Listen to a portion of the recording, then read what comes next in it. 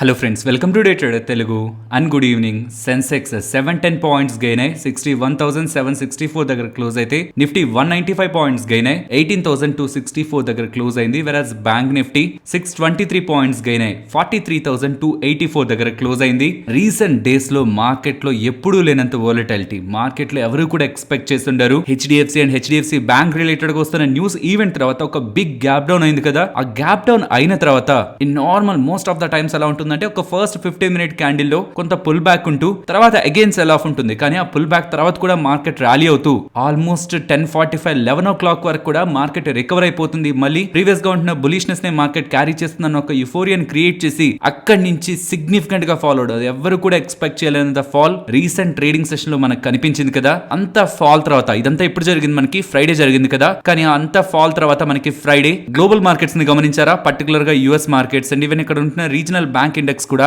బాగానే పెరిగింది. ఎందుకు ఫ్రైడే మనకి ఏదైనా అప్డేట్స్ వచ్చాయంటే, ఎస్, జాబ్స్ డేటా అక్కడ అప్డేట్ అవుతుంది. మార్కెట్ ఎక్స్పెక్ట్ చేసిన దానికంటే చాలా స్ట్రాంగ్ జాబ్స్ డేటా అక్కడ అప్డేట్ అయింది. జాబ్స్ డేటా అప్డేట్ అవ్వడం ఒక పాజిటివ్. దాంతో పాటు అన్ఎంప్లాయ్మెంట్ డేటా కూడా యుఎస్ లో 3.4% దగ్గరగా వచ్చింది. 1969 తర్వాత దాని తర్వాత నుంచి ఇంత లోయెస్ట్ అన్ఎంప్లాయ్మెంట్ రేట్ యుఎస్ లో ఎప్పుడూ లేదు. సో ఎక్స్పెక్టేషన్స్ అన్నిటిని బీట్ చేస్తూ, లైక్ ఈ రీసెంట్ టైమ్స్ లో ఫెడ్ వాళ్ళు వడ్డీ రేట్లు పెంచారు, దాని కారణంగా యుఎస్ రెసెషన్ లోకి వెళ్తుంది, ఎకానమీలో ఇబ్బందులు ఉంటాయి. ఈ అప్డేట్స్ అన్నిటిని కూడా జాబ్స్ డేటా, ప్రెసెంట్ వచ్చిన జాబ్స్ డేటా కంప్లీట్ గా క్లీన్ చేస్తూ strong jobs data with lowest unemployment rate వస్తూ ఉండడం అక్కడ US markets and even global equity markets ని కూడా పాజిటివ్ గా ఇంపాక్ట్ చేసింది. ఈవెన్ అది మన ఎస్ఎక్స్ నిఫ్టీని కూడా స్లైట్ గా ఒక 50-40 పాయింట్స్ గ్యాప్ అప్ అవుతుందని ఒక ఇండికేషన్ ఉంది. ఇన్ఫాక్ట్ దానికి తగ్గట్టు ఒక 50 పాయింట్స్ దగ్గర నిఫ్టీ గ్యాప్ అప్ అయింది. కానీ ఆ గ్యాప్ అప్ అయిన దగ్గర నుంచి కాన్స్టెంట్ గా గెయిన్స్ ని బిల్డ్ చేస్తూ మార్కెట్ ఆల్మోస్ట్ డే హై దగ్గర ఎండ్ అయింది. నిఫ్టీని గమనిస్తే మనం అనుకుంటున్న ఇంపార్టెంట్ రెసిస్టెన్స్ అబోవ్ క్లోజ్ అయింది. కానీ బ్యాంక్ నిఫ్టీ 43,370 ఇది ప్రీవియస్ గా కూడా ఇంపార్టెంట్ సపోర్ట్ అండ్ అది వాళ్ళ ఇంపార్టెంట్ రెసిస్టెన్స్ ఎగ్జాక్ట్లీ ఆ లెవెల్స్ బిలో. ఇన్ఫాక్ట్ ఆ లెవెల్స్ దగ్గరే 945 నుంచి మార్కెట్ లో ఫస్ట్ 30 minutes లో వెళ్ళిన హై దగ్గర నుంచి క్లోజింగ్ వరకు కూడా అదే జోన్, అదే రెసిస్టెన్స్ దగ్గర కంటిన్యూస్ గా కన్సాలిడేషన్ మనకి బ్యాంక్ నిఫ్టీలో కనిపించింది. సో ఫర్దర్ గా మార్కెట్ ని ఎలా చూడాలి ఫ్రెండ్స్? ఈవెన్ రీసెంట్ ఫాల్ తర్వాత కూడా, ఇంతలా డ్రాస్టిక్ గా ఫాల్ అయిన తర్వాత కూడా మీరు గమనిస్తే ఫ్రైడే వీడియోలో మార్కెట్ ఇంకా ఎంత ఫాల్ అవుతుందని మీకు కనిపిస్తున్న ఈ వీడియోలో నేను ఫర్దర్ గా కూడా మార్కెట్ ని బులిష్ గానే చూస్తున్నానని చెప్పాను. బికాస్ ఆ రోజు ఫాల్ కి రీజన్ ఎంటైర్ మార్కెట్ లో ఉంటున్న నెగిటివ్ సెంటిమెంట్ కాదు, హెచ్డిఎఫ్సి అండ్ హెచ్డిఎఫ్సి బ్యాంక్ ఈ టూ స్టాక్స్ రిలేటెడ్ గా వస్తున్న న్యూస్ అప్డేట్స్ తోనే స్టాక్ మార్కెట్ ఫాల్ అయింది. కాబట్టి నేను 17,800 ఇండి లెవెల్ క్లోజ్ అయ్యాక నా వ్యూ ని మార్చుకుంటాను. But till then even market అలా క్లోజ్ అవుతున్నా మనం మార్కెట్ ని బులిష్ గానే చూస్తూ వస్తున్నాం. అండ్ నన్ను సర్ప్రైజ్ చేసిన ఇంకొకటి, రీసెంట్ ఫ్రైడేలో మార్కెట్ అంతలా ఫాల్ అయింది కదా. నేను ఎక్స్పెక్ట్ చేసింది ఎంఎస్సిఐ వాళ్ళు చేసిన అప్డేట్ తో ఎఫ్ఐఎస్ ఎక్కువగా సెల్ చేస్తుంటారని. కానీ ఆ టైంలో ఎఫ్ఐఎస్ బయర్స్ గానే ఉన్నారు. మీన్స్ ఆ రోజు మార్కెట్ ఫాలో అవడానికి ఎఫ్ఐఎస్ కాదు main reason, DIIs almost 2,200 crores దగ్గరగా డిఐఎస్ సెల్ చేస్తున్నారు. సో ఈవెన్ ఆ రోజు కూడా ఎఫ్ఐఎస్ పాజిటివ్ గానే ఉంటుండడం. ఈ ఎంటైర్ మేలో 5,530 crores అరౌండ్ దగ్గరగా ఎఫ్ఐఎస్ నెట్ బయర్స్ గా ఉంటున్నట్టు. And even shorts and long positions గురించి కూడా మాట్లాడుకోవాలి. లాస్ట్ టైం మార్కెట్ అంతలా ఫాల్ అయిందా, అంతలా ఫాల్ అయినప్పుడు కూడా షార్ట్స్ 53% నుంచి 55% కే బిల్డ్ అయ్యాయి. సో అంతలా మార్కెట్ ఫాల్ అయినప్పుడు ఎఫ్ఐఎస్ సెల్లర్స్ గా లేరు అండ్ షార్ట్ పొజిషన్స్ కూడా సిగ్నిఫికెంట్ గా బిల్డ్ అవ్వలేదు. మీన్స్ అంతలా మార్కెట్ ఫాల్ అయినా ఇంకా ఫర్దర్ గా ఫాల్ అవుతుందని ఒక కాన్ఫిడెన్స్ ఎఫ్ఐఎస్ లో ఇండెక్స్ ఫ్యూచర్స్ రిలేటెడ్ గా షార్ట్ పొజిషన్స్ ని క్రియేట్ చేసేలా చేయలేదు. అండ్ ఈవెన్ ఇవాళ మార్కెట్ సెషన్ అంతా మీరు గమనిస్తున్న యుఎస్ ఫ్యూచర్స్ ఫ్లాట్ గానే ఉన్నాయి అండ్ యూరోపియన్ మార్కెట్స్ కూడా మైల్డ్ పాజిటివ్ గా ఉన్నాయి. మన ఇండియన్ స్టాక్స్ రిలేటెడ్ గా బ్యాంకింగ్ స్టాక్స్ అండ్ పర్టికులర్ గా ఆటో స్టాక్స్ ని గమనించారా? టాటా మోటార్స్ అయితే 52-week హై ని టచ్ చేసింది. అండ్ ఈవెన్ అప్కమింగ్ డేస్ లో టాటా మోటార్స్ నెంబర్స్ కూడా ఉంటున్నాయి కాబట్టి మేబీ బెటర్ నెంబర్స్ ఉంటాయని మార్కెట్ ఎక్స్పెక్ట్ చేస్తుందేమో. And even Bajaj auto and ఇతర ఆటో ప్యాక్ లో కూడా ఇవాళ మంచి మూవ్ మనకు కనిపించింది అండ్ బ్యాంకింగ్ స్పేస్ లో కూడా బెటర్ గానే మూవ్ అయింది. అండ్ ఫ్రెండ్స్, మీరు నిఫ్టీ వాల్యుయేషన్స్ ని అర్థం చేసుకుంటే, ఈ రీసెంట్ ఫైనాన్షియల్ ఇయర్ ఉంది కదా, లాస్ట్ మార్చ్ 31st క్లోజ్ అయిపోయిన FY23 ఉంది కదా, ఆ ఫైనాన్షియల్ ఇయర్ స్టార్టింగ్ లో మీన్స్ 2022 ఏప్రిల్ బిగినింగ్ లో మన నిఫ్టీ వాల్యుయేషన్స్ 21 times అరౌండ్ గా ట్రేడ్ అయ్యేది. ఈవెన్ నిఫ్టీ ఇప్పుడు ఆల్ టైమ్ హైస్ కి దగ్గరగానే ఉంటున్నా ఆ వాల్యుయేషన్స్ కరెక్ట్ అవుతూ present Nifty almost 18 times near గా ట్రేడ్ అవుతుంది. అండ్ ఇంకొక డేటా పాయింట్ కూడా, last HDFC bank and HDFC follow అయ్యాయి కదా, ఆ టైంలో హెచ్డిఎఫ్సి బ్యాంక్ రిలేటెడ్ గా డెలివరీలో సెల్లింగ్ ని గమనిస్తే 3,000 crore దగ్గరగా 3,000 కోట్ల దగ్గరగా హెచ్డిఎఫ్సి బ్యాంక్ లో డెలివరీ బేసిస్ లో సెల్లింగ్ కనిపిస్తుంది. అండ్ హెచ్డిఎఫ్సి లో 1,600 crores దగ్గరగా డెలివరీలో సెల్లింగ్ కనిపించింది. ఇవి మార్కెట్ రిలేటెడ్ గా ఉంటున్న మన domestic, global and even FIs related గా ఉంటున్న future and options data. Personally నేను మార్కెట్ ని ఇక్కడ నుంచి బులిష్ గానే చూస్తున్నాను ఫ్రెండ్స్. ఇక్కడ బులిష్ గా చూడడం అంటే రీసెంట్ టైమ్స్ లో మార్కెట్ ఫాల్ అయిందా, ఆ టైంలో డెఫినెట్లీ మనం ఇంపాక్ట్ అవుతాం. మనకు ఉంటున్న bullish positions definitely stop loss ని హిట్ చేస్తాయి. అలా హిట్ చేశాయి కదా, సో మార్కెట్ ఇంతలా ఫాల్ అయిందంటే రేపు తర్వాత కూడా ఫాల్ అయిపోతుందని కాకుండా ఒక ఇంపార్టెంట్ లెవెల్. ఆ లెవెల్ అబోవ్ మార్కెట్ ఉంటున్నంత వరకు మార్కెట్ ని నేను ఒక వ్యూ తో చూస్తాను. అండ్ ఒకవేళ ఆ లెవెల్ ని బ్రేక్ చేసి డౌన్ సైడ్ ఫాలో అయితే అగైన్ నా వ్యూ ని మార్చుకుంటాను. మల్టిపుల్ టైమ్స్ ఇలా వ్యూస్ ఒకటి అనుకోవడం తర్వాత మనం మార్చుకోవడం చేస్తూనే ఉంటాం. అండ్ ఒకసారి పాజిటివ్ వ్యూ తీసుకున్న తర్వాత మార్కెట్ లో వస్తున్న సెల్లింగ్ ఆపర్చునిటీస్ ని అవాయిడ్ చేస్తూ, అండ్ ఇంకొకటి బులిష్ వ్యూ అంటే దాని అర్థం ఓవర్ నైట్ లో నేను కాల్స్ ని క్యారీ చేస్తూ పుట్స్ ని సెల్ చేస్తూ ఉంటాను కాదు.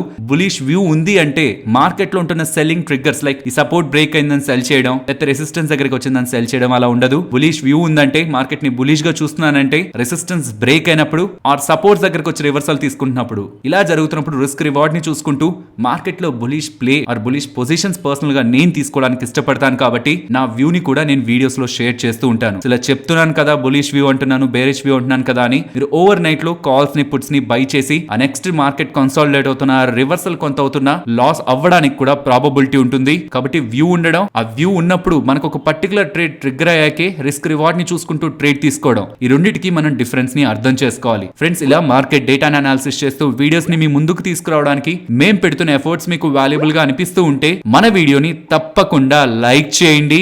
ఫస్ట్ TCNS క్లాతింగ్ గురించి మాట్లాడుకోవాలి. ఉమెన్ రిలేటెడ్ గా multiple brands like W for women అని and Aurelia and Wishful by W అని ఇలా మల్టిపుల్ బ్రాండ్స్ ఉమెన్ రిలేటెడ్ గా ఉంటున్న బ్రాండ్స్ ని మేక్ చేసే TCNS క్లాతింగ్ రిలేటెడ్ గా ఇవాళ 20% దగ్గరగా ఫాల్ కనిపించింది కదా. దీని రిలేటెడ్ గా అప్డేట్ మనకి ఆదిత్య బిర్లా ఫ్యాషన్ వాళ్ళ దగ్గర నుంచి వస్తుంది. ఫ్రెండ్స్, ఇది ఇప్పుడు రీసెంట్ డేస్ లో కనిపించిన డీల్ కాదు, చాలా నెలల నుంచి పెండింగ్ లో ఉన్న డీల్. TCNS లో 51% వాటాని Aditya Birla Fashion and retail వాళ్ళు 1650 crore పెట్టి కొనబోతున్నారనే అప్డేట్ చాలా టైం బ్యాక్ నుంచి ఉంది. బట్ దీని రిలేటెడ్ గా ఇప్పుడు మనకు ఒక ఫుల్ క్లారిటీ అయితే వచ్చింది. సో మొదట 51% వాటాని 1600 crore పెట్టి కొంటున్నారు ఆదిత్య బిర్లా ఫ్యాషన్ వాళ్ళు. దాని తర్వాత కూడా 20% వాటాని 503 రూపీస్ పర్ షేర్ లో TCNS క్లాతింగ్ రిలేటెడ్ గా చెప్తున్నాను. ఇప్పుడు ఈ అక్విజిషన్ తర్వాత 51% అక్విజిషన్ తర్వాత కూడా 20% వాటాని 503 రూపీస్ పర్ షేర్ లో కొంటారని అప్డేట్స్ చేశారు. అంతా బానే ఉంది కదా, మరి స్టాక్ ఎందుకు 20% కరెక్ట్ అవడం? స్వాప్ రేషియో, ఇక్కడ ఇష్యూ అంతా స్వాప్ రేషియోతో వచ్చింది. So Aditya Birla Fashion and retail వాళ్ళు TCNS క్లాతింగ్ కంపెనీని కొంటున్నారు కాబట్టి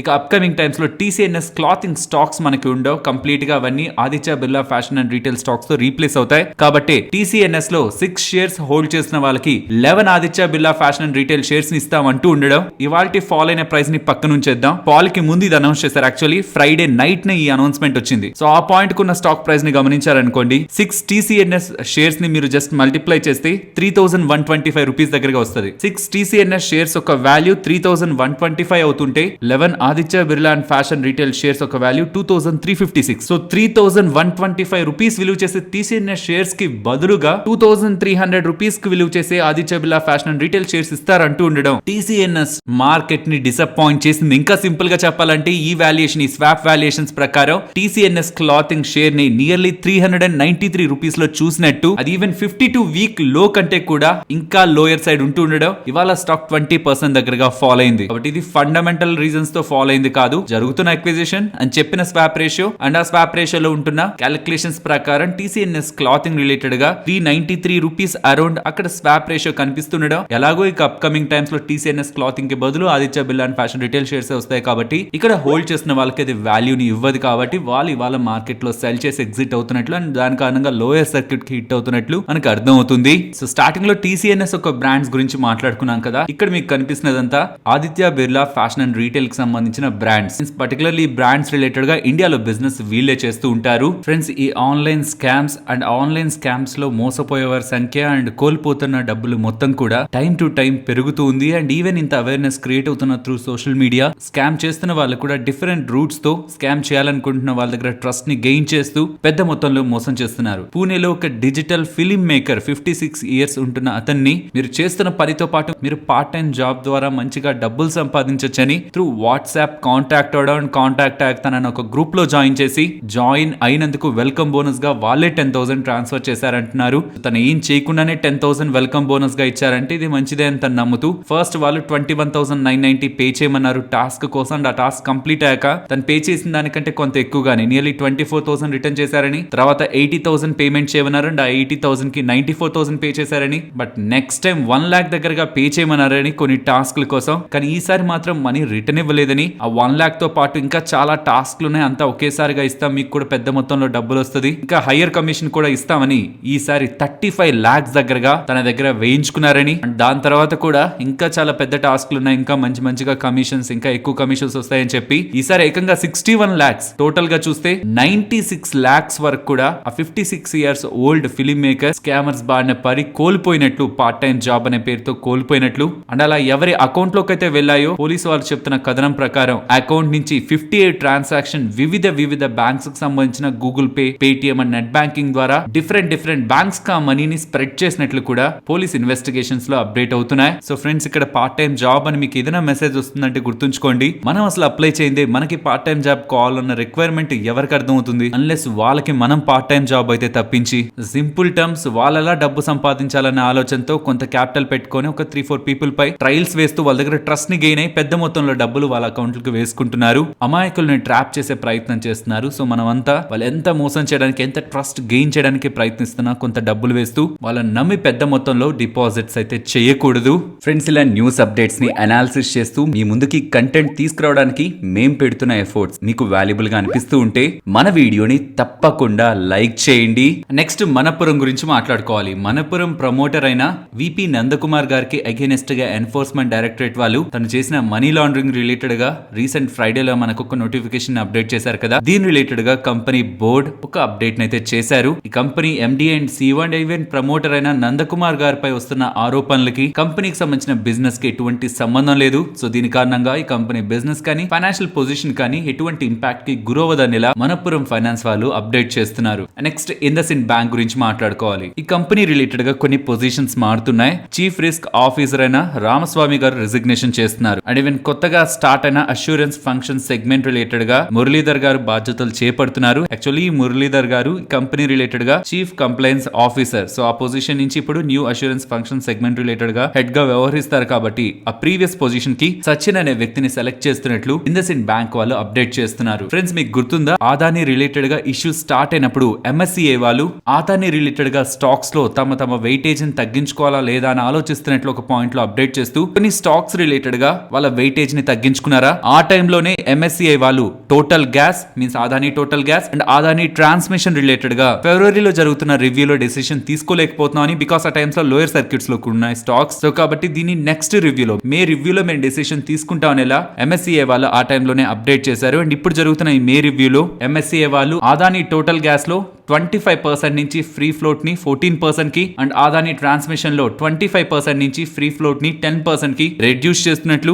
దీని కారణంగా టోటల్ గ్యాస్ నుంచి $90 మిలియన్ అండ్ ట్రాన్స్మిషన్ నుంచి $132 మిలియన్ దగ్గరగా ఫండ్స్ అవుట్ ఫ్లో అవడానికి పాసిబిలిటీ ఉంటుందనేలా మార్కెట్ లో వస్తున్న ఈ అప్డేట్స్. లైక్ ప్రీవియస్ గా HDFC and HDFC bank related గా ఎలా అయితే వెయిటేజ్ తగ్గించడం కారణంగా స్టాక్స్ లో మనకి ఫాల్ కనిపించిందో, అలాగే Adani Transmission and Adani Total gas related గా కూడా ఇన్ఫాక్ట్ ఇదేం కొత్తగా సర్ప్రైజ్ చేస్తున్నది కాదు, చాలా టైం బ్యాక్ నుంచి ఉంటున్నది. బట్ స్టిల్ ఇప్పుడు ఎంఎస్సిఐ వాళ్ళు మే రివ్యూలో డెసిషన్ తీసుకుంటారు అంటుండడం స్టాక్స్ లోయర్ సర్క్యూట్ లో ఎండ్ అయ్యాయి. అండ్ ఫ్రెండ్స్, దీంతో పాటు ఇంట్రెస్టింగ్ డేటా కూడా ఎల్ఐసి వాళ్ళ రిలేటెడ్ గా కనిపిస్తుంది. ఎల్ఐసి వాళ్ళు ఆదాని స్టాక్స్ రిలేటెడ్ గా ఎక్కువగా వెయిటేజ్ ని క్యారీ చేస్తుంటారు కదా, ఈవెన్ మ్యూచువల్ ఫండ్స్ తో కంపేర్ చేస్తున్నా. అలా ఒకప్పుడు ఆదాని స్టాక్స్ వాళ్ళు కొని భారీగా లాభం పొందారు. ఆ లాభంలో మెజారిటీ ఆఫ్ పోర్షన్ చాలా వరకు కూడా పోయింది. సో అది ఎంత పోయిందని చూడడానికి December 31st ఎల్ఐసి వాళ్ళు ఆదాని స్టాక్స్ లో హోల్డ్ చేసిన వాటాని ఇన్ టర్మ్స్ ఆఫ్ రూపీస్ అది క్రోర్స్ లో చూస్తే ఎంతుంది. అండ్ March 31st హిండెన్బర్గ్ వాళ్ళ ఆరోపణల తర్వాత ఏ స్టాక్స్ లో వాళ్ళు ఎంతంత నష్టాన్ని చూసారన్న డేటా ఇక్కడ మీకు స్క్రీన్ పైన కనిపిస్తుంటుంది. Totally Adani Enterprises, Adani Total Gas, Adani Transmission and Adani Ports కేవలం ఈ 4 స్టాక్స్ లో కలిపి 38,732 crores దగ్గరగా recent quarter to quarter basis లో ఎల్ఐసి వాళ్ళు హోల్డ్ చేసిన ఆదాని స్టాక్స్ ఒక వాల్యూ అయితే ఫాల్ అయింది. నెక్స్ట్ బజాజ్ ఫైనాన్స్ గురించి మాట్లాడుకోవాలి. రీసెంట్ గా సింగపూర్ లో వీళ్ళు చేసిన రోడ్ షోస్ రిలేటెడ్ గా మోర్గన్ స్టాన్లీ వాళ్ళకి రిపోర్ట్ ని పబ్లిష్ చేస్తూ స్టాక్ రిలేటెడ్ గా overweight rating and target ని కూడా 8,000 గా ఇస్తూ ఉండడం స్టాక్ ఇవాళ 4% పెరిగింది. ఎందుకు ఇలా వీళ్ళు చెప్తున్న పాజిటివ్ స్టేట్మెంట్స్ ఏంటి? మోర్గన్ స్టాన్లీ వాళ్ళు ఎక్స్పెక్ట్ చేసినది బజాజ్ ఫైనాన్స్ వాళ్ళకి అప్కమింగ్ టైమ్స్ లో పర్టికులర్ గా FY24 లో అయితే వాళ్ళ AUM ని అసెట్ అండర్ మేనేజ్మెంట్ ని 29% తో గ్రో చేయడానికి పాసిబిలిటీ ఉంటుందని ఇన్ఫాక్ట్ ఇదే మేనేజ్మెంట్ కూడా ఆఫ్టర్ రిజల్ట్స్ కామెంటరీలో కూడా చెప్పింది. బట్ దీంతో పాటు ఇప్పుడు మాట్లాడుకున్న AUM గ్రోత్ FY24 కదా, కానీ లాంగ్ టర్మ్ AUM గ్రోత్ కూడా 27% దగ్గరగా ఉండడానికి ప్రాబబిలిటీ ఉంటుందని. అండ్ ప్రెసెంట్ ఇప్పటి వరకు బజాజ్ ఫైనాన్స్ వాళ్ళు చేసిన బిజినెస్ తో పాటు మీన్స్ ఇప్పుడు ఎవరెవరికైతే ఎవరైతే లోన్స్ ఇస్తున్నారో ఆ సెగ్మెంట్స్ తో పాటు కొత్తగా ఈ రీసెంట్ టైమ్స్ లో ఆటో వాళ్ళకి, ట్రాక్టర్ వాళ్ళకి and even micro financing segment లో కూడా బజాజ్ ఫైనాన్స్ వాళ్ళు ఎంటర్ అవుతుండడం. ఇన్ఫాక్ట్ ఈ రీజియన్స్ లో కొంత ఎక్కువ మార్జిన్ ఉంటుంది కాబట్టి ఇది ఇంకా ప్రాఫిటబిలిటీని పెంచుతుంది అండ్ ఏవిఎం ని కూడా 7-8% దగ్గరగా ఇంప్రూవ్ చేస్తుందని వీళ్ళు అభిప్రాయపడుతూ and even gold finance related గా కూడా ప్రెసెంట్ వీళ్ళకి ఆల్మోస్ట్ ఐ థింక్ 180 బ్రాంచెస్ దగ్గరగా ఉన్నాయి. కానీ దాన్ని పెంచుతూ నియర్లీ 600 బ్రాంచెస్ వరకు కూడా బజాజ్ ఫైనాన్స్ వాళ్ళు తీసుకెళ్తారని అక్రాస్ 10 to 12 స్టేట్స్. సో ఒకే దగ్గర ఫోకస్ కాదు, multiple branches and multiple states. Total గా వీళ్ళ లోన్ బుక్ లో రియల్లీ 2% దగ్గరగా గోల్డ్ లోన్ పోర్ట్ఫోలియోని మెయింటైన్ చేస్తారనేలా అప్డేట్స్ చేస్తూ రీసెంట్ టైమ్స్ లో జియో ఫైనాన్షియల్ సర్వీసెస్ ఒక బజ్ వినిపిస్తుంది కదా, వాళ్ళు బజాజ్ ఫైనాన్స్ కి థ్రెట్ అవుతారేమో అనే క్వశ్చన్ మార్క్స్ కూడా మార్కెట్ లో ఉన్నాయి. దీని గురించి మోర్గన్ స్టాన్లీ వాళ్ళు మాట్లాడుతూ ఇంకా వాళ్ళు రియల్ బిజినెస్ లోకి రాలేదు, లైక్ వాళ్ళు ఏ సెగ్మెంట్స్ లో లోన్స్ ఇవ్వాలనుకుంటున్నారు, అలా ఇస్తున్న లోన్స్ కి బజాజ్ ఫైనాన్స్ కి ఏదైనా లింక్ ఉంటుందా, లైక్ వాళ్ళ మార్కెట్ షేర్ డ్యామేజ్ అవుతుందా, అది ఈ పాయింట్ కి మనకు అర్థం కావట్లేదు. కాబట్టి వాళ్ళు మార్కెట్ లోకి వచ్చి చేస్తున్న బిజినెస్ ని అనాలిసిస్ చేశాకే బజాజ్ ఫైనాన్స్ ఇంపాక్ట్ వీళ్ళకి అర్థం అవుతుందని, అంతవరకు బజాజ్ ఫైనాన్స్ రిలేటెడ్ గా ఉంటున్న ప్రెసెంట్ బిజినెస్ అండ్ ఫ్యూచర్ లో ఉంటున్న ఎక్స్పెక్టేషన్స్ కి స్టాక్ రిలేటెడ్ గా హైయర్ టార్గెట్ నియర్లీ 8,000 టార్గెట్ ఇస్తుండడం స్టాక్ ఇవాళ 4-5% దగ్గరగా గెయిన్ అయింది. నెక్స్ట్ కెపాసిటీ ఇన్ఫ్రా గురించి మాట్లాడుకోవాలి. స్టాక్ ఇవాళ ఇంతలా గెయిన్ అవడానికి రీజన్ వీళ్ళకి రైమాండ్ లిమిటెడ్ దగ్గర నుంచి, మీన్స్ రైమాండ్ లిమిటెడ్ అంటే వాళ్ళకి రియాలిటీ డివిజన్ ఉంది, రియల్ ఎస్టేట్ డివిజన్ ఉంది. ఆ సెగ్మెంట్ నుంచి వీళ్ళకి 224 crore విలువ చేసే ఆర్డర్ ఒక లభించిందని, ఆర్డర్ తానేలో ఉంటున్న రెసిడెన్షియల్ ప్రాజెక్ట్ రిలేటెడ్ గానే కెపాసిటీ ఇన్ఫ్రా వాళ్ళు అప్డేట్ చేస్తూ ఉండడం. నియర్లీ 940 crore మార్కెట్ క్యాపిటల్ ఉంటుంది ఈ కంపెనీకి. 220 crore విలువ చేసే ఆర్డర్ అంటే ఇది ఒక బిగ్ ఆర్డర్ కాబట్టి స్టాక్ ఇవాళ ఇలా గెయిన్ అయింది.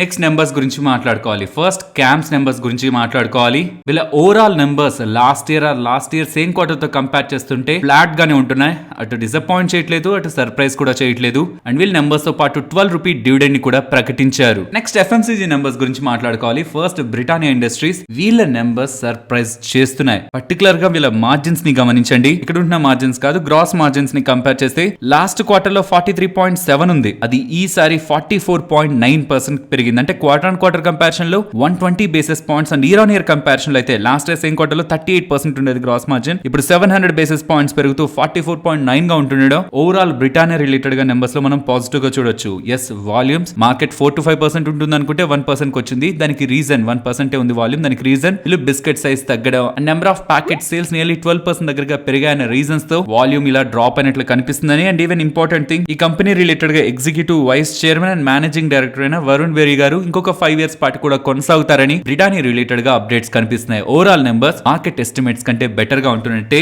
నెక్స్ట్ మ్యారికో వాళ్ళు ఈ నెంబర్స్ కి ముందే Q4 బిజినెస్ డేటా అప్డేట్ చేశారు కదా, అప్పుడే మార్కెట్ ని ట్యూన్ చేశారు ఈసారి నెంబర్స్ ఎలా ఉంటాయని. కాబట్టి మ్యారికో నెంబర్స్ డిసప్పాయింట్మెంట్ అయితే కాదు, మార్కెట్ ఆల్రెడీ ఈ నెంబర్స్ కి వెయిట్ అయితే చేస్తూనే ఉంది. ఇన్ఫాక్ట్ ఇంకొంత పాజిటివ్ గానే చూడాలి, బికాస్ కామెంటరీలో మేనేజ్మెంట్ చెప్తున్నది వీళ్ళ revenues and even volumes particular గా డొమెస్టిక్ డివిజన్ రిలేటెడ్ గా అప్ కమింగ్ టైమ్స్ లో వీళ్ళు గ్రో చేసుకోగలరని. అండ్ ఇప్పటి వరకు గ్రాస్ మార్జిన్స్ రిలేటెడ్ గా కొంత ప్రెషర్ కనిపిస్తూ వచ్చింది. అండ్ అప్ కమింగ్ టైమ్స్ లో 250 బేసిస్ పాయింట్స్ దగ్గరగా మార్జిన్ లో ఇంప్రూవ్మెంట్ కనిపిస్తుందని. అలా మార్జిన్ ఇంప్రూవ్ అయితే ప్రాఫిటబిలిటీ కూడా పెరుగుతుంది కదా. సో అలా మార్జిన్స్ కారణంగా పెరుగుతున్న ప్రాఫిటబిలిటీని యూజ్ చేసి యాడ్స్ ఎక్కువగా చేసి బ్రాండ్ ప్రమోషన్స్ వీళ్ళు చేసుకుంటారని. అండ్ నెక్స్ట్ FY24 లో 20% of their sales food and premium personal care and digital brands నుంచి వీళ్ళు అక్వైర్ చేస్తారని ఎలా వీళ్ళు అప్డేట్స్ చేస్తున్నారు. So all net to net Marico numbers flat గా కనిపిస్తాయి, బట్ కామెంటరీ పాజిటివ్ గా ఉంటుంది. నెక్స్ట్ పేటిఎం గురించి మాట్లాడుకోవాలి. పేటిఎం రిలేటెడ్ గా main numbers better than expected ఉన్నాయి. వీళ్ళ total income 15% quarter on quarter లో గ్రో అవుతుంటే వీళ్ళ నెట్ లాస్ ఈసారి 167 crores పోస్ట్ చేశారు. ఈసారి లాస్ 167 crores అనుకుంటున్నామా? అదే లాస్ట్ క్వార్టర్ తో కంపేర్ చేస్తే లాస్ట్ క్వార్టర్ లో 392 crore లాస్ ఉంది and last year same quarter లో 762 crore లాస్ ఉంది. సో టోటల్ ఇన్కమ్ ఎక్స్పెక్టేషన్స్ కంటే బెటర్ గానే వచ్చింది అండ్ లాస్ కూడా last quarter and last year same quarter తో కంపేర్ చేస్తే తక్కువ అవుతూ ఉండడం. స్టాక్ ఇవాళ 5% దగ్గరగా పెరిగింది. నెక్స్ట్ ఎలక్ట్రిక్ వెహికల్ మ్యానుఫ్యాక్చర్ అయిన ఒలెక్ట్రా గ్రీన్ టెక్ గురించి మాట్లాడుకోవాలి. ఫ్రెండ్స్, ఈసారి క్వార్టర్ లో వస్తున్న నెంబర్స్ ని కొంత స్పెషల్ గా మనం చూడాల్సి వస్తుంది, బికాస్ లాస్ట్ క్వార్టర్ కానీ లాస్ట్ ఇయర్ సేమ్ క్వార్టర్ కానీ ఎక్కడ కూడా వీళ్ళకి ఎలక్ట్రిక్ వెహికల్ సెగ్మెంట్ లో ట్రిప్పర్ ట్రక్స్ ఉంటాయి కదా, వాటి రిలేటెడ్ గా బిజినెస్ లేదు. అది ఈ క్వార్టర్ నుంచి Q4 నుంచి వీళ్ళకి యాడ్ అవుతూ వస్తుంది కాబట్టి ప్రాఫిటబిలిటీలో ఒక బిగ్ జంప్ మనకు కనిపిస్తుంది. సో ఇప్పటి వరకు ఎలక్ట్రా గ్రీన్ అంటే ఈవీ బసెస్ అనే కాదు, ఇప్పుడు ఈవీ ట్రిప్పర్ ట్రక్స్, ఈ ట్రక్స్ డివిజన్ లో కూడా ఎలక్ట్రిక్ వెహికల్స్ ని వీళ్ళు మ్యానుఫ్యాక్చర్ చేసేలా ఎదుగుతున్నారు. ఓవరాల్ నెంబర్ స్క్రీన్ పైన కనిపిస్తుంటే అవి మోర్ దాన్ ఎక్స్పెక్టెడ్ గానే పర్ఫార్మ్ చేశాయి. ఇదిలా ఉంటే తత్వచింతన వాళ్ళు నెంబర్స్ ని పోస్ట్ చేశారు. నెంబర్స్ ఎలా ఉన్నాయనేది స్క్రీన్ పైన కనిపిస్తుంటది, బట్ ఇక్కడ మనం గమనించాల్సింది డైరెక్ట్ గా ఆపరేటింగ్ ప్రాఫిట్ మార్జిన్ ని వీళ్ళు 13% దగ్గరగా పోస్ట్ చేశారు. అది మల్టీ క్వార్టర్ లో. ఇక్కడ ఎక్కడ కూడా మనకు అలాంటి మార్జిన్స్ కనిపించవు. ఇన్ఫాక్ట్ వీళ్ళు ఈ నెంబర్స్ తర్వాత ఇంతలా మార్జిన్స్ తగ్గాయి, బట్ మేనేజ్మెంట్ చెప్పింది మేము ఎక్స్పెక్ట్ చేస్తున్నది ఇన్ FY24 ఈ ఆన్ గోయింగ్ ఫైనాన్షియల్ ఇయర్ లో మార్జిన్స్ ని 18-20% దగ్గరగా తీసుకువెళ్ళగలమనే ఒక హోప్ ఉందని వాళ్ళు అప్డేట్ చేశారు. సో ప్రెసెంట్ ఉంటున్న 13% ఏం ఫైనల్ కాదు, పెంచగలం. 18-20% పెరుగుతుందని కామెంట్ చేస్తున్నా అది FY22 మార్జిన్స్ కంటే తక్కువే ఉంటున్నట్లు కాబట్టి మార్కెట్ ఆ గైడెన్స్ కూడా యాక్సెప్ట్ చేయలేదు. అండ్ ఇంతలా ఫాలో అవుతుండడం బ్యాక్ రిజల్ట్స్ వీక్ గా ఉన్నాయి. దాంతో పాటు వాల్యుయేషన్స్, స్టాక్ ఎక్స్పెన్సివ్ వాల్యుయేషన్ లో ట్రేడ్ అవుతుండడం కూడా ఇలా ప్రైస్ టు ఎర్నింగ్స్ ఏ కాదు, 1 year forward like FY24 earnings తో చూస్తున్నా 55 times దగ్గరగా ఎక్స్పెన్సివ్ గా ట్రేడ్ అవుతూ ఉండడం, ప్యారల్ గా రిజల్ట్స్ వీక్ గా ఉంటుండడం మార్కెట్ లెవెల్ స్టాక్ ఫాల్ కి reason. And next Zen Technologies numbers clear గా స్క్రీన్ పైన కనిపిస్తుంటాయి. Revenues, margin, operating profit and net profit ప్రతి డివిజన్ లోను స్ట్రాంగ్ గ్రోత్ ని జెన్ టెక్నాలజీస్ వాళ్ళు నమోదు చేశారు. పర్టికులర్ గా ఈ డిఫెన్స్ సెగ్మెంట్ నుంచి వీళ్ళకి వస్తున్న మోర్ గ్రోత్ ఈసారి క్వార్టర్ నెంబర్స్ ని ఎలివేటెడ్ గా హైలైట్ గా ఉంచింది. నెక్స్ట్ అపార్ ఇండస్ట్రీస్ వీళ్ళ నెంబర్స్ కూడా బెటర్ దెన్ ఎక్స్పెక్టెడ్ నమోదయ్యాయి. And even craft man automation వాళ్ళు కూడా నెంబర్స్ ని పోస్ట్ చేశారు. నెంబర్స్ తో పాటు ₹11.25 డివిడెండ్ ని కూడా. స్టాక్ ఇవాళ ఫాల్ అయింది కానీ డైరెక్ట్ నెంబర్స్ లో సిగ్నిఫికెంట్ ఆర్ బిగ్ ఇంపాక్ట్ అయితే కనిపించట్లేదు. Quarter on quarter and year on year basis లో ఎక్సెప్ట్ మార్జిన్స్ మనకి రెస్ట్ ఆఫ్ ద డివిజన్స్ లో గ్రోత్ కనిపిస్తుంది. నెక్స్ట్ నిఫ్టీ అలాగే bank Nifty support and resistance. Nifty levels present levels down అయితే 18,240 and అబిలో 18,180 and ఎక్కడి నుంచి అబో 18,310. అండ్ బ్యాంక్ నిఫ్టీ ప్రెసెంట్ ఉన్నది important resistance 43,370 and above 43,580 and ఎక్కడి నుంచి down side 43,060. And friends Nifty option chain and price action ఈ రెండు levels ని మనం కంబైన్డ్ గా చూస్తూ 18,400 to 17,800 ఈ 600 పాయింట్ లెవెల్ ని మన అప్కమింగ్ డేస్ లో నిఫ్టీ రేంజ్ గా గమనించవచ్చు. ఫైనల్ ఇది ఫ్రెండ్స్ మన వీడియో నచ్చిందా? నచ్చితే మన వీడియోని లైక్ చేయండి ఫ్రెండ్స్. అండ్ ఈ వీడియో మన వాళ్ళకి యూజ్ అవుతుంది అనుకుంటే తప్పకుండా షేర్ చేయండి. అండ్ మన ఛానల్ ని సబ్స్క్రైబ్ చేయనట్లయితే ఛానల్లో ఉంటున్న కంటెంట్ ని గమనించండి. ఇఫ్ ఆ కంటెంట్ మీకు యూస్ఫుల్ గా ఉంది అంటేనే ఛానల్ ని సబ్స్క్రైబ్ చేసి పక్కనే ఉన్న బెల్ ఐకాన్ క్లిక్ చేయండి. మరొక ఇంట్రెస్టింగ్ వీడియోతో మళ్ళీ మీ ముందుకు వస్తాను. అంతవరకు టేక్ కేర్. జై హింద్.